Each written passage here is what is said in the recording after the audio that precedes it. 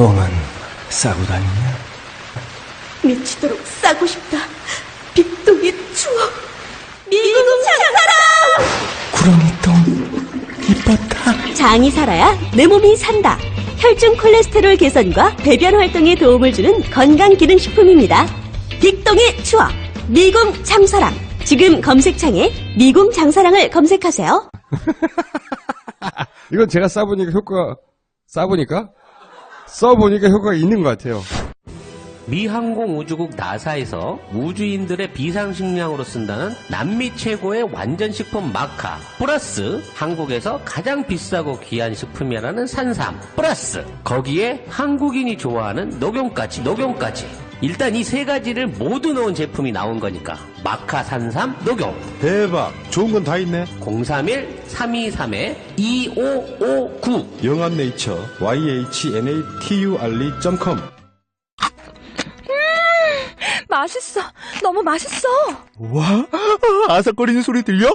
와, 진짜 맛있다. 이 김치 어디에서 샀어? 김치 어디서 샀냐면 화 뭐? 무슨 김치라고? 그러니까 어디 김치냐면 바로 뜸들이지 말고 빨리. 도대체 어디 김치야? 화통김치. 화통김치라고. 국내산 재료로 100% 자체 생산하는 화끈하게 통하는 화통김치. 얼른 검색해서 사 먹어.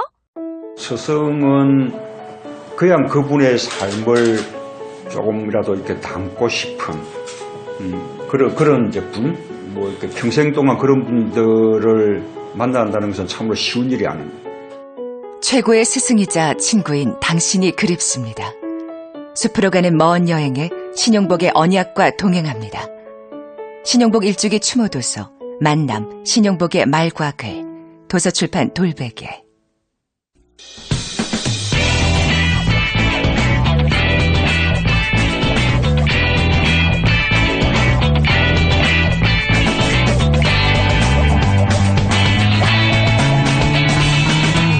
김어준의 뉴스공장. 자, 눈이 많이 옵니다. 사고 여기저기서 나고 있어요. 조심들 하시고요. 두 번째 인터뷰입니다. 삼성전자 이재용 부회장 영장이 기각됐죠. 이 사안이 헌법재판소 탄핵 심판에 어떤 영향을 미칠지 많은 사람들이 관심이 많습니다. 임지봉 서강대 법학전문대학원 교수님 연결해 보겠습니다. 안녕하세요, 교수님. 안녕하세요. 네. 역시 자주 인터뷰하게 됩니다, 교수님. 예. 자, 헌법학자시라 전문 분야는 아니지만 법을 연구하시는 분이니까 간단하게 한번 여쭤보려고 하는데, 기각이 됐습니다. 그런데 어제는 공개되지 않았다는 게 자체가 문제가 되는데 두 가지 기각 사유가 나왔어요. 피의자의 주거 환경 및 생활 환경을 고려해서. 그리고 뇌물 수수자에 대한 조사가 미비하다. 두 가지가 있는데 이 두 가지 대목에 대해서 어떻게 생각하시는지 간단히 좀 논평해 주십시오. 피의자 이재용 부회장의 주거 환경을 고려했다. 네.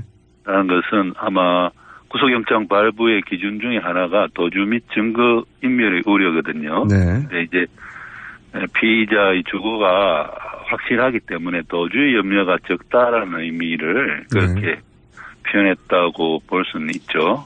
그리고 뇌물 수수자에 대한 조사가 미비했다는 것은 조금 기각 결정의 사유로 삼기에는 문제가 있을 수도 있는 게 그 뇌물을 받은 자, 즉 수수자가 최순실 씨와 박근혜 대통령 아닙니까? 그렇죠. 최순실 씨의 경우는 특검의 수차례 소환에 불응했고 박근혜 대통령에 대해서는 대면 조사가 아직 이루어지지 않은 상황이기 때문에 할 수 없는 건데.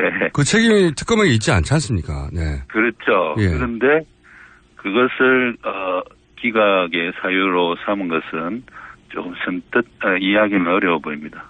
알겠습니다. 헌법학자시니까 이 부분에 대해서는 그 정도로 하고요. 저희가 이제 교수님을 연결한 진짜 이유는 이제 이렇게 기각이 됐습니다. 구속영장이 발부됐다면 양상이 좀 달라졌을 것 같은데 이제 기각이 됐기 때문에 이 기각된 사항이 탄핵 심판에 영향을 주겠느냐, 특검의 수사에는 영향을 줄 것이다 라는 보도가 많았는데, 물론 뭐 특검은 그럼에도 불구하고 일정대로 수사를 하겠다고 하지만, 헌재 심판에는 어떤 영향을 줄 거라고 보십니까? 거의 영향을 주지 않을 거라고 생각합니다. 아, 그래요? 어떤 이유에서 그런가요? 예. 구속영장에 대한 기각결정이라는 것은요. 네. 이재용 씨가 뇌물을 주지 않았다. 즉, 이재용 씨 뇌물 수수와 관련한 무죄 결정이 아닙니다. 네. 구속을 할 필요가 있느냐 없느냐. 즉, 네. 예, 특검이 이재용 씨 뇌물 부분에 있어서 이재용 씨의 신병을 확보해가지고 구속 상태에서 수사를 하는 것이 수사에 더 도움이 되느냐 안 되느냐 그 필요성에 대한 판단이거든요. 네네. 그렇기 때문에 심지어 이재용 씨가 구속영장이 이번에 기각됐다고 해서 그것이 무죄 판결로 연결되는 것은 아닙니다. 그렇죠. 예. 현재의 상황에서 특검의 수사를 위해서 구속이 필요한 정도는 아니다. 그러니까 네. 불구속 상태에서 수사를 하라는 정도의 의미를 가질 뿐입니다. 무죄라는 판결이 아니고요, 전혀. 예. 그렇죠. 이재용 씨의 뇌물죄 부분에 있어서도 무죄 판결은 아닙니다. 그렇기 때문에 지금 더더욱이 지금 박 대통령의 탄핵 심판과 관련해서는 박 대통령의 탄핵 심판 탄핵 소추 사유가 여러 가지 아닙니까? 많죠. 예. 그 중에 하나가 뇌물죄일 뿐이고요. 네. 그렇기 때문에 설령 뇌물죄에 대한 부분에서 혐의가 없다라고 헌법재판소가 판단을 하더라도 다른 탄핵 소추 사유들 중에 어느 하나에서라도 혐의 입증이 되면 탄핵 인용 결정을 내릴 수 있는 것입니다.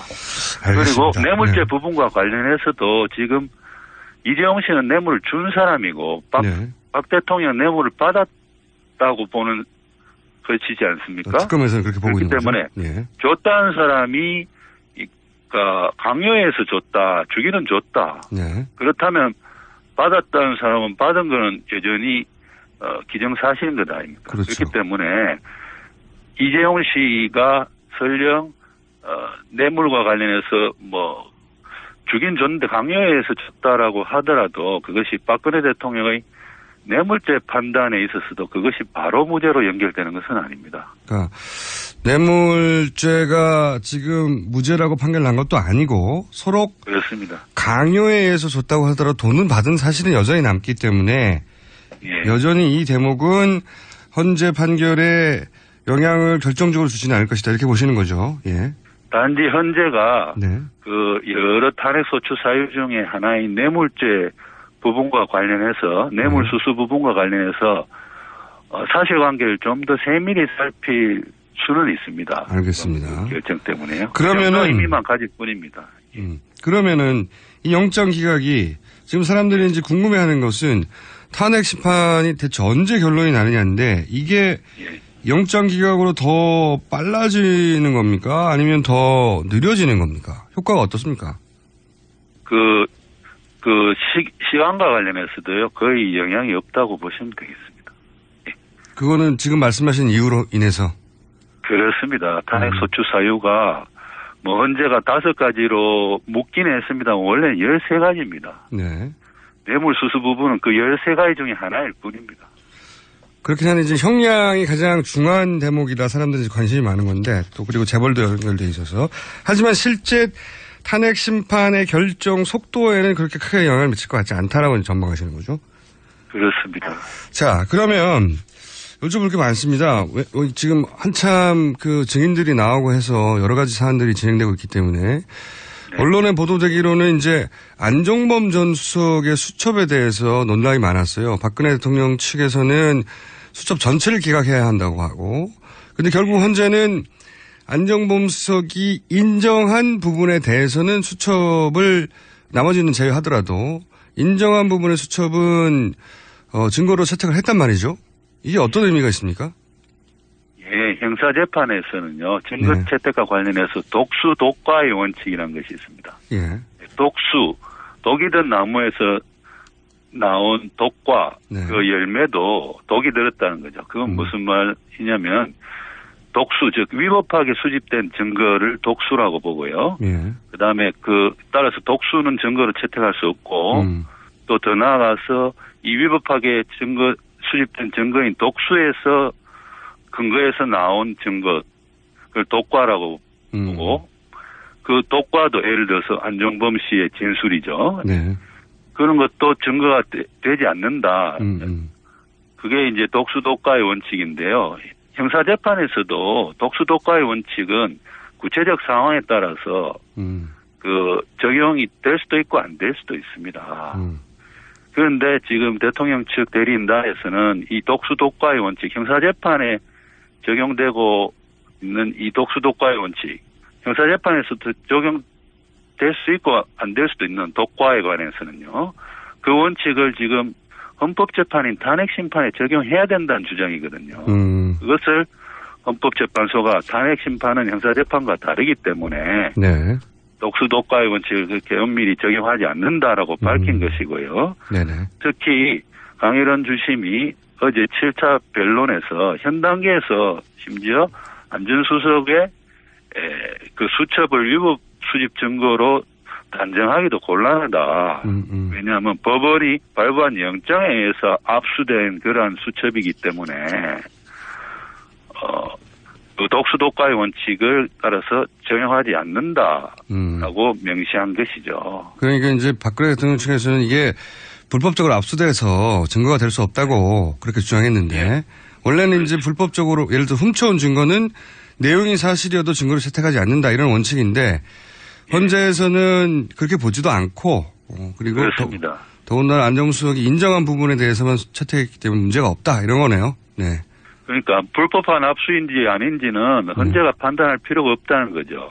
그리고 그거는 나중에 형사재판에서 다투라라고 이야기한 겁니다. 종합적으로 대통령이 헌법 가치에 위배됐느냐를 따지기 때문에 그런 거는 형사재판과 다르다 이런 얘기네요. 네. 그렇습니다. 네. 자, 그러면 증인이 확 줄었습니다. 그러니까 증인이 확 줄은 건 또 어떤 의미가 있는 거죠? 예, 증인 원래 국회 측에서 신청한 증인은 22명이었는데 5명으로 줄이기로 결정이 났죠. 예. 그 이유가 그 22명의 증인 중 상당수가 이미 검찰에서 조사를 받아서 조서가 있죠. 검찰 진술 조서가 작성이 되어 있습니다. 네네. 근데 이 검찰 진술 조서가 이미 헌재에 의해서 증거로 채택되었기 때문에 그 22명을 다시 불러가지고 헌재에서 변론을 거칠 필요는 없고 그 중에 5명만 증인 신문을 하고 나머지는 그 검찰 진술 조서로 대신하겠다는 그러한 뜻입니다. 따라서 헌재의 탄핵 심판 속도가 굉장히 더 빨라질 수 있게 된 것이죠. 아하, 그러니까 박근혜 대통령 측에서는 많은 증인을 신청했고 증인이 그리고 또 신청한 증인이 안 나와서 공전되고 이러면서 이제 시간을 아마도 지연시키려는 전략이었던 걸로 해석되는데 현재에서는 그러면 나오지 말고 이미 진술한 걸 가지고 할게 이런 의미네요. 맞습니다. 정확합니다. 예. 그래서 현재는 그런 지연 전략에 넘어가지 않겠다는 그러니까 속도 빨리 내겠다는 의미군요. 거기서 헌재가 신속한 결정을 내리겠다는 의지를 보여준 것이라고 저는 생각합니다. 알겠습니다. 자, 그러면 한 가지만 이제 종합적으로 이 지금까지 나왔던 사안들을 종합해서 전망을 하나 여쭤보고 싶은 게 네. 지금 이제 박한철 헌재 소장 임기가 1월 말까지이기 때문에 1월 말까지 나오느냐. 근데 이건 너무 촉박하지 않느냐. 그러면 3월 13일인 두 번째 헌재 재판관의 임기까지 그 사이에는 나오지 않겠냐. 이런 식으로 이제 그 심판 결정의 예상일을 전망들을 하는데 지금까지 진행 상황으로 볼 때 교수님은 어떻게 전망하십니까? 언제쯤이면 가능할 것 같다. 신속한 결정은 제가 지난번에도 말씀드린 바와 같이 국익이라든지 국민의 뜻에 비춰봤을 때 꼭 필요한 것이고요. 따라서 1월 말까지 결정이 나는 것이 가장 바람직하죠. 또 1월 말까지 안 나서 박한철 소장이 퇴임한 이후에 결정이 나오면 8명이 결정이 되는 것 아닙니까? 그러면 어떤 결정이 나더라도 그 결정에 반대하는 측에서는 그렇죠. 이게 9명이 내린 결정이 아니지 않느냐 그러면서 시비를 삼을 수가 있는 것이죠.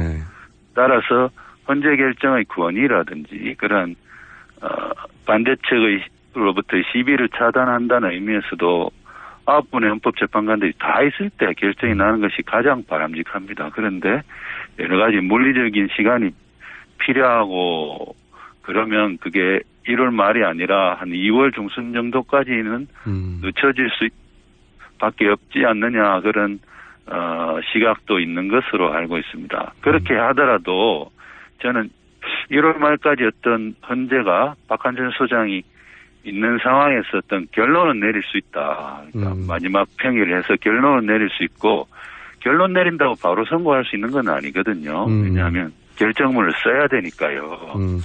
그래서 결정문 쓰는데 보통 쓰고 그걸 재판관 분들끼리 돌려가면서 다듬고 이런데 시간이 한 1, 2주 걸린다고 봤을 때 예, 결론은 1월 말까지 내고 결정문을 다듬고 하면서 선고는 한 2월 중순 정도에 날 수 있다. 뭐 저는 그렇게 예상을 합니다. 그게 가장 바람직하고 그리고 그럴 가능성도 상당히 있다고 전망하시는 거죠. 예. 예, 그거는 현실 가능성도 있습니다. 알겠습니다. 오늘 말씀 감사합니다. 예, 감사합니다. 지금까지 임지봉 서강대학교 법학전문대학원 교수였습니다. 동결건조로 영양소 손실을 최소화한 아로니아 분말 들어보셨어요? 우리 농장 아로니아 분말은 전라북도 김제에서 직접 수확한 100% 국내산 무농약 아로니아로 만들었습니다. 눈에 좋고 피부에 좋고 혈액순환에 좋은 우리 농장 아로니아 분말. 뛰어난 항산화 작용으로 노화를 방지하고 면역력을 높여 건강을 지켜줍니다. 명절 선물로도 아주 좋아요. 네이버에서 우리 농장 아로니아를 검색해보세요. 한글도 남보다 빨리 깨치고 참 똑똑했는데 갈수록 실력이 뒤처지는 것 같아 걱정이에요. 혹시 초등학교 교과서 본 적 있어요? 어려운 어휘가 너무 많아요. 학교에서는 어휘 개념을 하나하나 설명해줄 시간이 정말 부족하잖아요. 그럼 어떡하죠? 내 아이의 어휘만큼은 내가 책임져야죠. 어휘 공부의 정성. 초등어휘 3천, 초등어휘 5천. 검색창에 초등어휘 3천을 쳐보세요. 난 당신을 위로해주고 싶어요. 할 수 있다면 도와주고 싶었어. 사람이 사람을 위로할 수 없다면 이 힘든 세상 어떻게 살아? 퇴근길 힘들고 지칠 때 나를 위로해주는 목소리. 이어링. 앱스토어에서 이어링을 다운로드하세요.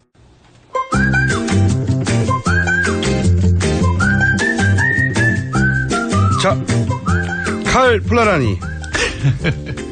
이제야 외웠습니다. 칼 플라라니 사회경제연구소 정태수 회장님 나오셨습니다. 안녕하세요. 네, 안녕하세요. 네. 오늘은 굉장히 어떤 의미에서는 재밌는 역사를 한번 짚어보려고 합니다. 네. 우리나라 재벌이 대부분 한번 본인 혹은 2대, 3대에서 한 번씩은 이제 구속되거나 했거든요. 네. 대체로 상속 아니면 비자금이죠. 네. 예, 상속을 하려면 정상적인 방법으로는 상속하기 굉장히 어렵거든요. 유일하게 삼성만 단 한 번도 구속되지 않았고 네. 이번에도 마찬가지였어요. 네, 구속은 다 피했죠. 그리고 다시 백유해 이렇게 나오죠. 참 위대한 승리의 역사입니다. 삼성 입장에서 보자면 사실은 정권하고 그만큼 유착됐다는 얘기이기도 하죠. 그리고 계속 1등을 유지했고. 근데 그래서 저희가 오늘 안에 아마 다 못 끝내고 아마 시리즈로 갈 수도 있을 것 같은데 삼성이 정말 구속될 만한 사안이 한 번도 없었는지 그 역사 중에 몇 가지 중요한 사건들만 한번 짚어보기로 하려고 합니다. 삼성에 구속될 뻔했을 법한 사건들에 대한 역사. 네, 일단 박정희 씨가 쿠데타 일으킨 다음에 부정 축제자로 지명했죠. 그러나 구속은 안 됐고요. 61년이고 64년에는 이른바 300사건이라는 게 일어납니다. 그러니까 그때 300이라는 게 이제 소비재인 하얀 세 가지.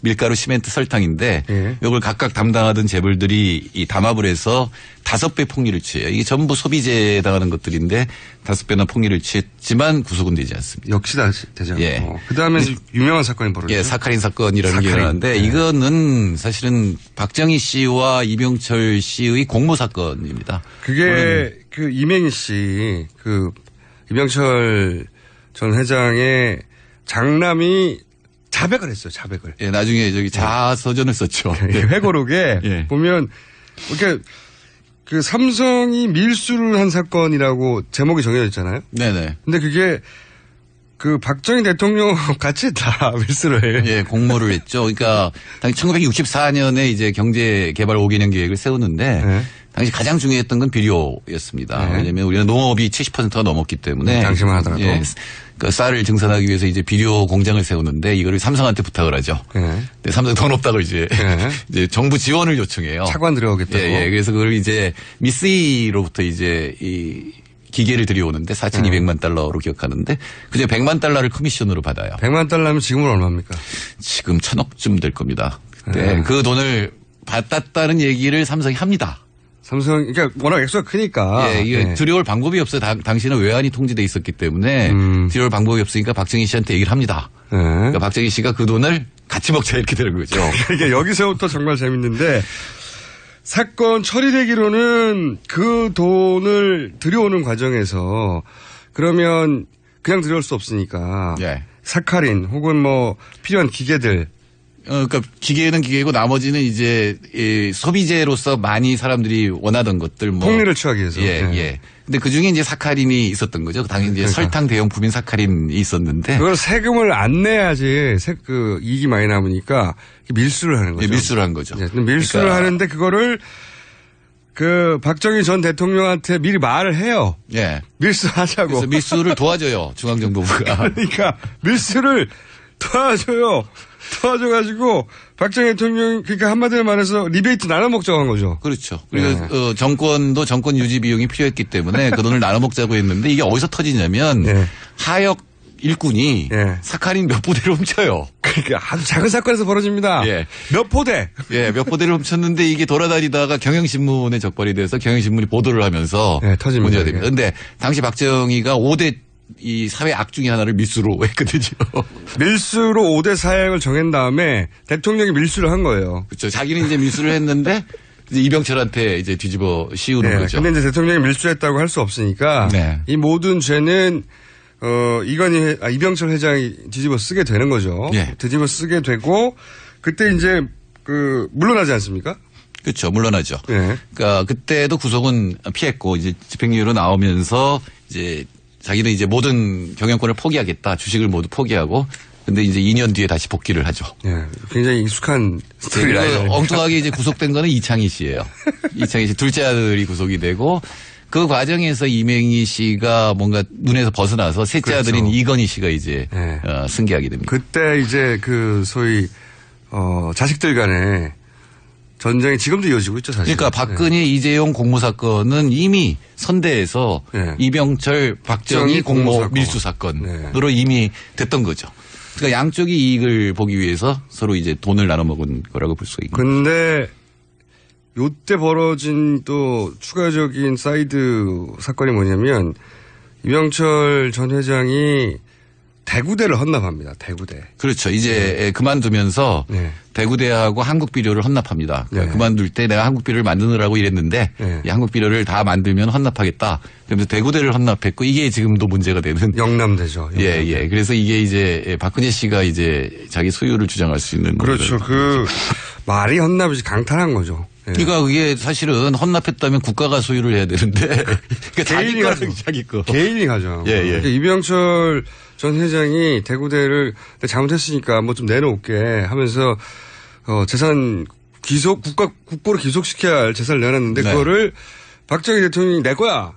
그렇게 된 거죠. 네, 그렇게 됐는데 이제 갑자기 서거를 하고 남은 재산 영남대 이거를 박근혜 대통령이 그럼 그게 내 거야 하고 영남대를 차지합니다. 그렇죠. 여기서 최태민 씨가 등장하죠. 최태민 씨 일가가 영남대를 이제 실질적으로. 예, 나중에는 이제 최태민 씨가 실제로 관리를 하죠. 뭐 그런 건 많아요. 부일장학재단도 나중에 정수장학재단이라고 해서. 그러니까요. 박정희 유경수 장학재단으로 돌변해버리죠. 여기서 사실은 굉장히 이어진 스토리예요. 여기서 최태민 일가가, 최 씨 일가가 이때 등장을 해가지고 영남대 땅을 막 팔아먹어요. 네. 그러면서 비자금을 막 챙기죠.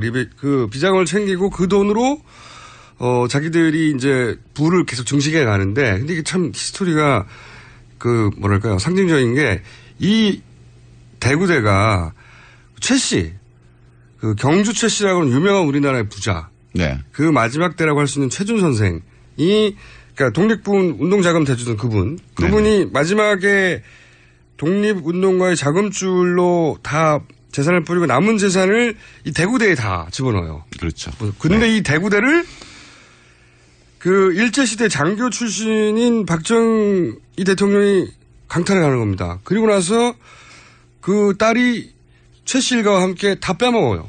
이 히스토리가 우리나라 근대사를 상징하는 사건이라고 저는 봅니다. 네. 그렇죠. 네. 경주 최 씨가 상당히 청부였는데 그게 이 돌고 돌아서 결국은 박정희 씨 일가가 소유하게 되고 그걸 최태민 씨가 관리를 했다고 볼 수가 있는 거죠. 경주 최 씨의 마지막은 박정희 대통령이 털어서 드신 거예요. 그렇죠. 털어 드시고 그리고 그걸 최 씨 일가가 땅을 다 빼먹었어요. 네. 이 스토리는 정말 대단한 스토리인데 저희가 따로 한번 다루기로 하고. 자, 이게 사카린 사건입니다. 이때도 지금 사건의 원형에 해당되는 사카린 밀수 사건 공모가 있었는데 그때는 더 힘이 셌기 때문에 재벌 회장만 징계하고 끝났고 그럼 징계하는 모양새만 취했다가 2년 있다 다 복귀했죠. 예. 네, 사실은 그게 공모 사건이었기 때문에 돈 나눠먹다가 이제 사카린이 밖으로 나오는 바람에 걸린 거거든요. 그러니까 덮어야지 어떡하겠어요. 그런데 이제 결론은 박정희가 더 많이 먹게 된 거죠. 밀수를 공모했다는 거 굉장히 유명한 사건입니다. 이 진상 전체는 이병철 회장 아들 이명희 씨가 이제 회고록을 통해서 그냥 폭로를 해버렸죠. 네, 그랬죠. 90년대 한참 지나고 나서 폭로를 했죠. 그러니까 본인이 삼성을 승계했으면 아마 그런 자서전이 안 나왔을 텐데 또 셋째한테 뺏겼기 때문에 이제 이런 얘기들이 다 튀어나오게 된 거죠. 폭로를 해버리고 그 이후로 이 가족들 첫째와 셋째는 돌이킬 수 없는 관계가 돼버렸고. 그렇죠. 예. 지금도 소송이 일어나고 있습니다. 자, 이게 이제 그 원조고요. 자, 그 다음에 짚을 만한 사건이 또 뭐가 있습니까? 네, 이제 김영철 변호사가 폭로한 비자금 조성에 관한 사건이죠. 그래서 특검까지 만들어서 특검을 조사했고 큰 사건이었어, 아주. 4조 5,800억 원의 차명 계좌를 가지고 있었다. 이것도 상속이거든요. 그러니까 이병철 씨가 주식을 차명으로 삼성 임직원 이름으로 해서 이제 이건희 씨한테 상속을 해준 거죠. 그리고 뭐 그 유명 그림들. 네네. 뭐의 눈물? 그 유명한 그림. 그것도 거기서 나왔죠. 사조입니다. 사조를 다른 사람 이름으로 숨겨놓은 거죠. 네네. 그 다른 사람이라 하면 자기 직원들 이름으로. 그러니까 사실은 그 직원들은 자기 이름을 썼다는 걸 잘 모르고 있었어요. 그 얘기도 나왔었죠. 내 통장에 그러니까 직원들 이게 이사나 이런 사람들이 있는데 그 사람들이 그 사람 이름에 계좌에 막 50억씩 들어가 있고. 그렇죠. 그런 게 나왔었죠. 큰 사건이었죠. 큰 사건이었고, 이건희 씨도 불구속으로 이제 기소가 됐는데, 근데 결과적으로는 이 특검이 삼성의 상속을 도운 결과가 됩니다. 맞습니다. 차명을 실명 전환하는 게 굉장히 어려운데 불법이잖아요. 그렇죠. 근데 이제 결국 2조가량을 이제 실명 전환을 해서 이건희 씨 지분이 확보가 되는 거죠. 예술이에요, 이게. 그 위기를 본인대로 기회를 삼아서 이 기회에 그럼 차명을 다 실명으로 전환해가지고 이제 깔끔하게 털어야 되겠네? 이 기회가 된 거예요. 특검이 그걸 도와줬어요. 예, 그렇게 됐죠. 그리고 이제 그거에 대한 대가로 이제 1조 원의 사제 출연을 하겠다고 이제 이건희 씨가 약속을 합니다. 경영권 물러나고 1조. 아직도 지켜지지 않고 있다. 2008년에 했으니까 지금 8년 9년째죠. 근데 그때 얘기는 뭐였냐면 이게 너무 거대한 돈이기 때문에 계획을 세워서 재단을 잘 만들어서 이게 수립을 해야 되는데 이제 9년째 삼성이 세계 1위 기업 삼성이 9년째 지금 계획을 세우고 있는 중입니다. 계획을 수립하는데 9년이 걸리고 있고 아직 계획이 집행되지 않는 상태로 1조는 여전히 풀리지 않고 있습니다. 작년에 이건희 씨가 지금 쓰러져 있잖아요. 식물 인간인데 작년에 배당금이 1,800억 원이에요. 그러니까 이건희 씨 몫의 배당금이 1,800억. 1,800원 원 아니고요. 그게 이제 2008년부터 배당금만 합쳐도 1조 원 가량이 되는 거죠. 자, 참 부자들이에요. 이 차명 계좌가 한 번 더 이제 언론에 오르내리는데 그게 뭐냐면은 이건희 씨 성 관련 동영상이 나오잖아요. 굉장히 큰 사건 1번 하다가 사라져버린. 그렇죠. 그게 이제 쓰러지기 전에 어떤 동영상인데. 그분이 만약에 현직에 있고 정정했었으면 그것도 큰 이슈가 됐을지 모르겠는데 이제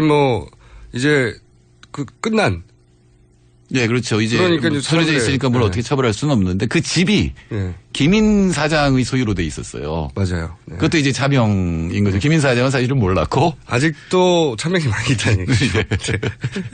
그래서 다시 한번 차명이 등장하게 됩니다. 우리나라가 이게 정권과 재벌들의 유착이 그래서 재벌이라고 하는 소위 가족 족벌, 전 세계에 없는 형태 재벌 이거 없어요. 우리나라만 있는 재벌이라는 용어. 그래서 재벌은 고유명사입니다. 그래서 소위 해외 경제학자들도 재벌이라는 말을 그냥 재벌이라고 써요. 네, JAEBOL 또는 네. CHAEBOL. 다른 나라에는 없는 형태거든요. 네. 그런데 그 재벌이라고 하는 족벌 그 가족 체제 그 패밀리 비즈니스는 보통 작죠. 그렇죠. 다른 나라. 근데 이게 커진 건 뭐냐면 순환 출자 이런 걸 통해서 굉장히 커졌고 그러니까 재벌이가 아무리 돈이 많아도 그걸 전부 지배할 수는 없잖아요. 51% 그렇죠. 있어야 되는데 그게 안 되니까 순환 출자에서 지금 약한 고리들이 굉장히 많이 생긴 거고 그게 이제 상속할 때마다 문제가 되는 거죠. 근데 이제 그 정말 정권이 의지를 가지고 초대형 특검으로 우리나라 재벌을 털면 재벌들 대부분은 재산이 엄청나게 줄어들 거예요. 네, 계열이 분리가 돼야 됩니다. 분리가 되고. 예, 지금 사실 가장 큰 위험은 그게 계열을 엮어놓는 것도 마치 그 연안개 같아요. 삼국지 나오는. 그러니까 바람이 불 때. 백끼리 묶어놓는. 예, 안전하지만 사실은 이 화공이 들어오면 완전히 박살이 나잖아요. 이게 적격대전에서.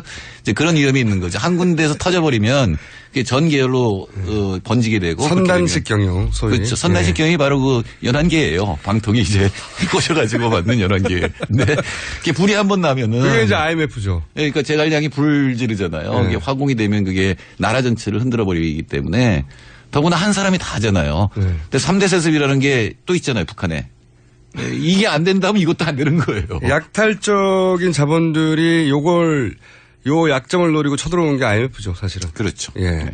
그리고 지금도 그 위험에 노출돼 있다는 거죠. 아직도 많이 남았으나 일단 대표적인 거 여기까지만 하고 다음 주 이어가야 되겠네요. 진작에 구속됐어야 되는데 구속되지 않았던 사건을 되짚어보고 있습니다. 지금까지 정태인 칼폴라니 사회경제연구소 기름기입니다. 소장님이었습니다. 네, 감사합니다.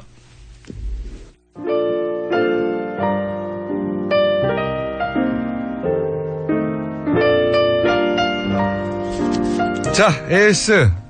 이 김영재 의원, 중동 진출 실패에 대한 보복에 대한 이현주 대표 인터뷰 반응이 아주 뜨겁습니다. 검색어도 1위 하고 있고요. 이렇게까지 집요하게 사람을 괴롭힐 줄은 저도 기사로는 봤지만 직접 들어보니까 좀 대단하네요. 예. 아침부터 열받습니다. 민간인 사찰에 그것도 세금 쓴 거 아닙니까? 한심한 사람들입니다. 굉장히 문자 많이 들어오고 있습니다. 그리고 출근길 대중교통에서는 뉴스공장을 듣자라는 뭐랄까요? 갑자기 만든 캠페인 제가 어제 고은아님 개포동 출발해서 시청 거쳐서 신촌으로 가는 472번 버스 기사님 뉴스공장 틀어놓고 있습니다. 이걸 신고라고 해야 될까요? 제보라고 해야 될까요? 네. 앞으로 타고 있는 대중교통에서 뉴스공장을 틀어놓고 있을 시 저희한테 바로 알려주십시오. 네. 눈 많이 옵니다. 주의하시고요. 다니실 때 여기까지 하겠습니다.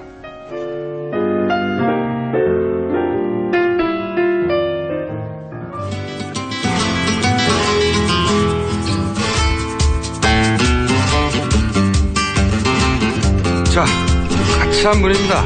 이분한테 걸리면 나만 하는 음식이 없어요. 까칠합니까? 황교익 마칼리니스트 오늘 나오셨습니다. 네, 안녕하십니까? 안녕하세요. 네. 음식 얘기하기 전에. 네. 이제 언론에 나왔으니까 언급하지 않을 수 없는데 잘리셨다면서요. 근데 뭘 그리 좋아해요? 웃고. 저는 저희 방송에 나오는 게스트들이 여기서 잘리고 이런 거 굉장히 좋아합니다. 그래서 우리 방송에 집중하겠지 뭐 다 잘리면. 근데 우리나라에서 가장 큰 방송국이죠. 네. K모 방송국에서. 네. 좀 황당해요. 왜 잘리신 거예요? 12월 말에 그 아침마당이라는 프로그램에 이렇게 강의를 1시간 동안 하자라고. 근데 그 프로그램에 예전에 제가 생방으로 그 1시간 동안 강의를 한 프로그램이고 해서 네. 뭐 익숙하기도 하고 그러니까 좋다. 그래서 짰어요. 근데 황 선생님의 강연 실력을 믿지 못해서 그런 거 아니에요? 잘린 거 아니에요? 또 그렇게 뭐. 더 이상 뽑을 게 없다, 이분은. 그거로 먹고 사는 사람한테 그렇게 이야기를 하면. 아니, 그러니까 막 만들어져서 하려고 하는 코너가 잘린 거군요. 그래요. 그래서 2월쯤에 녹화를 뜨자라고 이야기를 했는데. 막 시작하려던 참에 그렇죠. 기획이 끝났는데. 그렇죠. 갑자기 연락이 와서. 토요일 날 제가 그 더불어 포럼 그러니까 그 문재인 씨를 사실 저는 지지라고 생각하지 않고 문재인 씨한테 어떤 이렇게 해달라라고 요구하는 그런 시민들의 전문가들 그런 네트워크라고 저는 생각을 하고 참여를 했거든요. 아, 그 이유 하나 때문에? 예. 그렇더니 월요일 날 그러니까 이틀 지나서 이제 월요일 날 전화가 왔더라고요. 그러면 당연히 이어질 질문은 예를 들어서 그 출연진이나 여러 방송에 등장하는 인물들 중에 본인이 정치적 지향이 있는데 그걸 조금이라도 드러냈으면 잘렸던 사람들이 있나요? 그걸 제가 물어봤죠. 특정 정치인을 지지하는 그 사람들의 리스트가 있느냐? 그거는 말을 못 하겠다. KBS 전체 단위에서의 결정이냐? 아니다. 교양제작국 정도에서의 결정이다. 그러면 다른 쪽에 정치인들을 지지한다고 하는 사람들에 대한 수 있죠. 그런 사람들이 방송 출연 금지를 통보한 적이 있느냐? 그것도 답을 못 하더라고요. 모르겠다 그러는데 제가 음식 강연할 때 음식 강연하다 갑자기 중간에 나는 이 사람 지지해! 그럴 계획을 혹시 가지고 계셨어요? 음식 이야기하는데 밥맛 떨어지게 무슨 정치 이야기를 하겠습니까? 그래서 저한테 협박한 거라고 저는 직업인데 방송에 나가서 음식 얘기하는 게. 그렇죠. 저는 말과 글로 음식에 대해서 이야기를 하는 게 내 생업이고 내 원래 가지고 있는 직업인데 그래서 심각해요. 누구를 지지하냐의 문제가 아니라 누구든지 간에요. 그러니까 저는 통보를 받았지만은 통보받지 않고 아예 출연 섭외에서 배제되는 사람들이 그렇죠. 지금 존재한다는 뜻이겠죠. 이런 게 이제 블랙리스트죠. 그렇게 해석할 수 있습니다. 프로그램을 제작하는 사람들 입장에서도 참 많이 답답할 거예요. 그래서 다른 방송국에서도 영향을 받아서 다 출연이 금지되길 저는 간절히 바라고요. TV에서 하나만 남기를. 딴 얘기합시다. 음식 이야기합시다. KBS 화이팅! 오늘 주제 뭡니까? 그 설날이 다가오고 해서 설 이야기 좀 하려고 그래요. 설 전에 얼마 전에 그 반기문 그 전 총장이 그 태주 그걸 가지고 막 여러 이야기들을 했었어요. 뭐 법도에 어긋난다 어떡한다. 그 논란 자체가 조금 한국 사회에서 가지고 있는 그 유교 그 법도라는 것 그걸 너무 이렇게 강박적으로 받아들이고 있는 거 아닌가. 저도 술 영상을 봤는데 억울한 면이 있어요. 그런데 그 태주를 뭐 헌주 하던 걸 그냥 받아 마시든 말든 사실 유교에서 어떤 식으로 하라 하는 것이 법도가 있다고 생각하는 그 자체가 문제라고 저는 생각을 해요. 설날이 되면 우리는 아주 자연스럽게 설날 물가, 뭐 명절 되면 추석 때도 그러고요. 그 물가 자료를. 명절 말고 명절. 명절. 에이, 또. 명절이 뭡니까? 그걸 내놔요. 그래서, 보면, 생선, 소고기, 나물, 기름, 이런 가격을 쭉 이렇게 내놓는데, 이게 차례상을 차려야 된다라는 것을 국민들한테 이렇게 강요하는 그런 느낌도 줄 수가 있어요. 이렇게 차려야 되는 거야. 당연히 해야 되는 거라고 전제하고 그런 뉴스를 내보내는 거니까. 그렇죠. 그런 차례상이 그러면 유교를 믿었던 조선의 그런 전통의 해법인가 또 한번 좀 따져보자. 그것도 한번 따져보자는 거죠. 따져보시죠 그러면. 그 조선에서는 유교 국가였고 그 유교 질서에 따라서 그냥 그 상을 차렸을 것인데 그 유교에서는 그러니까 제사상이라는 것을 차릴 때 그 예법을 보통 이제 주작 아래로 해서 그 내거든요. 그 주자가 이렇게 제사를 지내는 게 좋겠다라고 해놓은 거죠. 그런데 주자 가래를 보면 포, 채 뭐 이렇게 해서 구체적으로 밤나라, 배나라, 뭐 조기나라, 뭐 나물나라, 어떤 뭐 시금치 나라 뭐 이런 게 없어요. 아, 없어요, 실제로는? 네. 어떤 것이든지 대충 올리면 되는 것이지 이런 것을 반드시 올려야 된다라는 것은 없어요. 그 시점에 얻을 수 있는 뭐 곡물이라든가 생선이라든가 하는 그렇죠. 것을 적당히 활용해서 얘를 취해라. 뭐 이 정도예요. 그렇죠. 네. 그러니까 그 조상들에 대한 예라는 것은 그냥 그 계절에 적절하게 나오는 적절한 것을 그냥 올리는 그 정도만 가지면 되는 것이지 구체적으로 어떤 과일, 어떤 생선, 어떤 뭐 무엇, 어떤 음식 이걸 갖다가 지정해 놓은 것은 없어요. 그런데 우리가 그렇게 사과, 배, 밤 뭐 이런 것을 올리고 나물 올리고 뭐 이렇게 생각을 하기 시작하는 게 대충 조선 말기가 아닌가 싶어요. 그 유교의 제사는 양반들의 일이거든요. 예. 그냥 평민들은 지낼 일이 없죠. 조선은 초기에 양반들이 한 5% 10%밖에 안 됐어요. 그 사람들이나 제사를 지내는 일이죠. 근데 조선 후기에 가 되면 양반이 한 70%가 돼요. 조선은 좀 내간 매직을 통해서 조선은 좀 이상한 나라예요. 그 귀족들이 원래 전쟁이 나면 제일 앞에 서야 되는데 조선은 양반들이 전쟁 나면 그 군역 안 나가도 돼요. 그냥 평민들이나 나가서 전쟁터에 죽게끔 이렇게 해놓은 나라니까 그 군역을 피하기 위해서 다 양반 노릇을 하겠다고 이렇게 족보들을 사모은 거죠.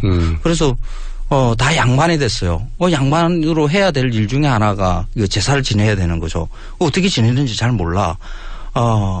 뭐 문자도 제대로 알지를 못해. 주자 가래가 있는지도 몰라. 그러면 옆에 집안에서 어떻게 지내는가 이 견눈질로 보고 그러니까 따라하게 하는 거죠. 그러면서 점점 매뉴얼이 만들어지고. 그렇죠. 이렇게 여기에 밤 놓고 여기는 간 났네 뭐 이런 그림을 그리겠죠. 그걸 가가래라고 해요. 그 가가래가 조선 말기 정도에서부터 만들어지고 일제강점기에 인쇄물로 해서 번지기 시작하고 그러다가 그 박정희 정부 들어와서 아예 정부에서 그런 가정의례 준칙 같은 이런 걸 만들면서 모범 상을 이렇게 다 만들죠. 국가에서 유교식의 차례 상의 모범적인 사례 이걸 다 만들어내 놓습니다. 그 다음에 그것이 기준처럼 되어서 우리가 당연히 그래야 되는 걸 받아들이기 시작한 거군요. 그렇죠. 대한민국은 유교 국가가 아니거든요. 유교 국가였었죠. 왕조에서는. 그렇죠. 지금 민주공화국이죠. 네. 정부에서 이런 제사상을 차리는 것의 물가 자료를 내놓는다라는 것은 이런 식으로 제사상을 차리라 하고 이렇게 권유하는. 부지불식간에 그렇게 느끼는 거죠. 네. 오랫동안. 안 되죠. 그럴 필요 없다, 이제. 물가 자료를 내놓는 방식이 제사상을 그 틀에 맞춰진 것으로 내놓는 것은 다르지 않습니다. 그거는 대한민국을 유교 국가로 운영하는 것과 비슷한 일이라고 저는 생각을 해요. 그러네. 그러면 선생님 보시기에 요즘 차례를 안 지내는 사람도 참 많아요. 많죠. 많은데 지내는 것이 집안의 전통이었고 그리고 계속 어릴 때부터 그렇게 보아왔기 때문에 하고 싶은 사람들은 이러하니 실제로는 거기에 그렇게 음식을 뭐 왼쪽에 뭐 넣고 오른쪽에 뭐 넣고 할 필요 없다. 그렇죠. 없고 그럼 뭐 예를 들어서 고인이 평상시 좋아하던 음식 올려도 되고 아무거나 올려도 되죠. 네. 뭐 가족들이 즐겁게 파스텔을 올리시고 피자 좋아하시다 그러면 피자 올리고. 그래서 그게 결례가 아니다. 결례 안 해요. 당연하죠. 사실 생각해 보면. 뭐 우리 조상들 그러니까 조상을 기리는 마음 뭐 돌아가신 분 할아버지 할머니들에 대한 그 추억을 되새기고 하는 이런 그것도 그 나름대로 의미가 있거든요. 그분들이 즐겨 드시던 음식. 네. 왜냐하면 이게 정해진 게 그 시절의 음식을 기준으로 한 거니까. 또 뒤집어서 생각해 볼 수도 있는 거죠. 어차피 뭐 그분들은 그 귀신이 되셨으니까 뭐 드시지를 못하니까 그 자식들이 즐겨 먹을 음식으로 차리고 오히려 소상신이 있다 그러면 내려와서 자손들이 이렇게 즐겁게 먹는 것을 보는 게 오히려 더 행복하게 느껴지지 않을까요? 그러면 오히려 그 자손들이 좋아하는 음식으로 그 사실 제사상 음식 차려봐봤자 그 뒤로 자꾸 처지고 잘 먹지도 않아요. 이 음식 네. 차리느라고 집안 네. 불화가 심합니다. 보통은. 그렇죠. 그리고 또 하나가 네. 유교식 예법대로 하자 그러면 제사 음식은 남자가 해야 돼요. 원래? 네. 유교는 남자의 종교거든요. 여자들이 나와서 절도 못하게 했잖아요. 예전에 그랬죠. 그렇죠. 그래서 제물도 남자들이 다 준비를 하는 게 그게 전통대로 하자 그러면 애초에 하려면 그럼 남자들이 다 만들든가. 남자들이 해야 돼요. 제가 보기엔 말이죠. 이거 선생님 말씀대로 이게 다 남자 일이고 제대로 하려면 남자가 다 요리 준비해야 된다 그러면 이 아빠 바뀝니다. 어떻게든지 바꿔요. 막 캠페인 해가지고 더 이상 이거 하지 말자고. 그렇군요. 유교 전통대로라면 제사와 관련된 음식을 준비하고 하는 것이 다 남자의 일이다. 그렇죠. 그리고 그 설날의 의미도 다시 한번 새겨봐야 되는데 유교가 있기 이전부터 우리는 설이라는 그 관념을 가졌거든요. 그렇죠. 설날은 1월 1일 하루만을 뜻하는 게 아니라 섣달 금음부터 대보름까지 그러니까 16일 동안을 설이라 그러는데 그런데 이 16일 동안의 이 설이라는 것은 그 제사 지내고 하는 이런 데 의미가 있는 게 아니라 그 봄맞이 행사입니다. 새해를 맞는다는 것은 봄을 맞아들인다는 거거든요. 그래서 대보름 이후에는 농사를 시작을 하죠. 그래서 농사 일을 시작하기 전에 한바탕 크게 놓는 그것을 보름 동안 했다라고 생각하시면 돼요. 그러면 그냥 설날은 뭐 하는 날이야? 그러면 그냥 봄맞이 축제 이렇게 생각하시면 돼요. 뭐 차례 지나고 이런 것도 크게 중요하지 않습니다. 우리가 조선만의 후손이 아니기 때문에 따지자면 그렇죠. 더 훨씬 더 오랜 기간 동안 그걸 즐겼던 것이다. 그렇죠. 그 아시아권에서는 다 설이 있죠. 일본에는 이제 양력으로 이렇게 바뀌었는데 중국에서는 춘절이라고 이야기를 하죠. 그리고 그쪽에서는 한 보름 정도 이렇게 어마어마한 휴가죠 그때. 우리도 그렇게 놀아야 돼요. 1년 내에 일하고 그냥 잠시의 휴가 이런 게 아니라 우리도 한 뭐 보름씩 이렇게 놀고. 그러니까 안 놀고 싶고 유교의 전통대로 제사를 꼭 지내야 하는 분들은 남자들이 음식을 준비해라. 남자가 하십시오. 자, 지금까지 KBS에서 막 잘린 곧 여러 군데서 잘리길 바라는 황교익 선생님의 칼럼이었습니다. 고맙습니다. 삼성 이재용 부회장의 영장 기각으로 법률가들은 서초동 법원에서 노숙으로 농성을 하겠다고 합니다. 촛불 집회 비상행동은 조 의원 파면하는 거도 낸다고 하고요. 저는 아무래도 이번에는 거리로 나가봐야 될 것 같습니다. 이번 주말에는. 김원준이었습니다. 다음 주에 뵙겠습니다. 안녕.